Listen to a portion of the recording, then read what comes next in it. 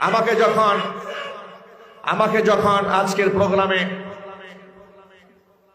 হুসাইন ভাই দাওয়াত করেছে, আমি অত্যন্ত সাদরে গ্রহণ করেছি। কিছু লোকরা আমাকে বলে, হুজুর আপনি কওমি আলেম, জামাতের প্রোগ্রামে যাবেন? আমি বললাম, প্রিয় ভাই, এগুলা করে করে ইসলামের 12টা বাজাইছেন, এগুলা করে ইসলামের 12টা বাজিয়েছেন। এ আসাবিয়াত বাদ দিয়ে দেন। একমাত্র আমার ঘরে খাঁটি ঘি আছে, আর কারো কাছে নাই। এই চিন্তা বাদ দিয়ে দেন, এই চিন্তা বাদ দিয়ে দেন। এই চিন্তা বাদ না দিলে আজকে দেশের মানুষ আপনাদেরকে নিয়ে স্বপ্ন দেখে, আলেমদেরকে নিয়ে স্বপ্ন দেখে, স্বপ্ন না দেখে ঘৃণা করতে শিখবে।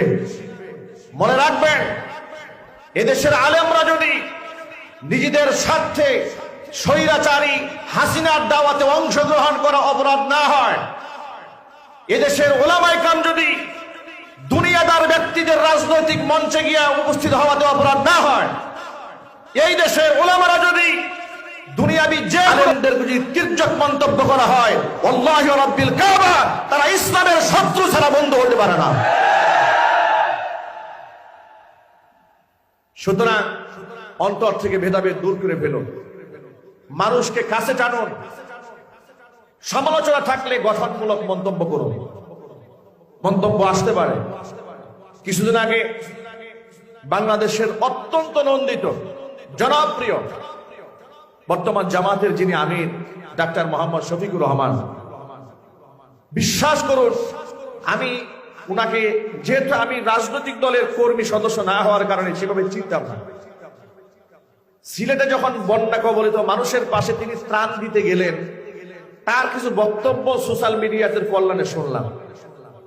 শোনার পরে আমি একটা আলেম হয়ে, যেহেতু আমি নিজে দাওয়াতে কাজ করি, আমি মনে মনে ভাবলাম, সুতরাং এভাবে স্বৈরাচারীরা পালাবে। মরহুম দেলোয়ার হোসেন সাঈদ রাহিমাহুল্লাহর সেই বক্তব্য বলেই শেষ করছি। তিনি বলেছিলেন, সময় আসবে এমন, ইঁদুরের গর্ত পাবে না পালাবার জন্য। ওলামারা ভেদাভেদ ভুলে যান।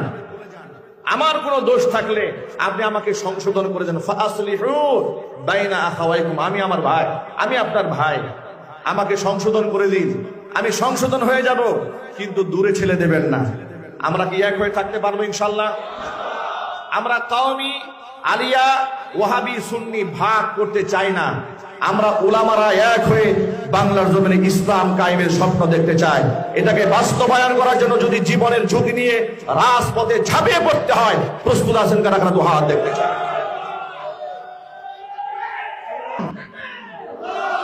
সুতরাং এভাবেই স্বৈরাচারীরা পালাবে। মরহুম দেলোয়ার হোসেন সাঈদ রাহিমাহুল্লাহর সেই বক্তব্য বলেই শেষ করছি। তিনি বলেছিলেন, সময় আসবে এমন, ইঁদুরের গর্ত পাবে না পালাবার জন্য। ওলামারা ভেদাভেদ ভুলে যান। আমার কোনো দোষ থাকলে